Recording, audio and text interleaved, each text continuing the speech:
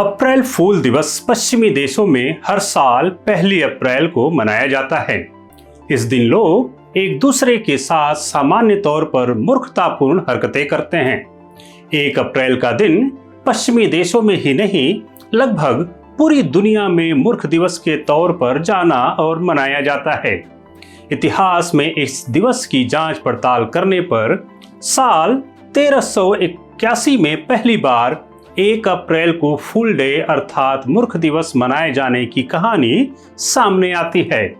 कहानी की माने तो इंग्लैंड के राजा रिचर्ड द्वितीय और बोहेमिया की रानी एनी ने अपनी एंगेजमेंट अर्थात सगाई का ऐलान किया था और उस ऐलान में कहा गया कि उनकी सगाई 32 मार्च 1381 को होगी। इस ऐलान से दोनों देशों के नागरिक बहुत खुश हुए। लोग खुशी से झूम उठे। वहां की जनता ने कई दिनों तक उत्सव मनाया, लेकिन बाद में जब लोगों का ध्यान कैलेंडर पर गया तब उन्हें एहसास हुआ कि वह बेवकूफ बन गए हैं, क्योंकि कैलेंडर में तो 32 मार्च की तारीख होती ही नहीं। इस कहानी की माने तो तब से ही हर साल 1 अप्रैल को लोग मूर्ख दिवस के रूप में मनाने लगे। इसकी दूसरी कहानी भी है। इस कहानी की माने तो प्राचीन यूरोप में नया साल हर 1 अप्रैल को मनाया जाता था। साल 1582 में पोप ग्रेगोरी 13वें ने नया कैलेंडर अपनाने के निर्देश दिए। इस नए कैलेंडर के हिसाब से अब नए साल के उत्सव की शुरुआत 1 अप्रैल की जगह 1 जनवरी से मनाने के लिए कहा गया।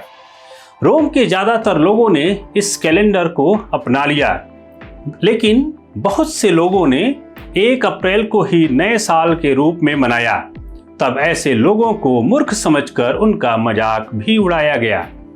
इस कहानी के हिसाब से तभी से 1 अप्रैल को मूर्ख दिवस के रूप में मनाया जाने लगा। अगर हम बात भारत की करें तो भारत में 1 अप्रैल को मूर्ख दिवस मनाने की शुरुआत 19वीं सदी में अंग्रेजों द्वारा की गई थी और तब से आज तक यहाँ लोग इस दिन को मूर्ख दिवस के रूप में मना रहे हैं। हालांकि सच तो ये है कि हमारे देश भारत में केवल 1 अप्रैल को ही नहीं बल्कि हर एक दिन लोग दूसरों को मूर्ख बनाने की कोशिश में लगे ही रहते हैं।